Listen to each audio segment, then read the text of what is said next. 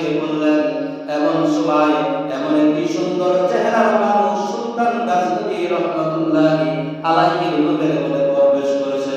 সুলতান গাজনবী রহমাতুল্লাহি আলাইহি বলেন, যখন ওই লোকটি আমার কামরার ভিতরে চলে আসলো, আমার কামরাটা আলোকিত হয়ে গেল। আমি জিজ্ঞাসা করলাম, কে গো তুমি? আমি তোমাকে চিনতে পারলাম না। এইবার লোকটি আমাকে বলেন, হ্যাঁ সুলতান গাজনবী, তুমি কি আমাকে চিনতে পারো নাই? আমি বললাম, আখিরি জামানার নবী বিশ্ব নবী মুহাম্মদুর রাসূলুল্লাহ সাল্লাল্লাহু আলাইহি ওয়াসাল্লাম। হে সুলতান গাজনবী, তুমি আজকে যে আমলটা করলা, আল্লাহর কোরআনের জন্য তুমি তোমার ব্যবসায় আধা অংশ রেখে দিয়েছো। এই আমলটা আল্লাহ এত পছন্দ করেছে, আমি আর মদিনার জমিনে থাকতে পারলাম না।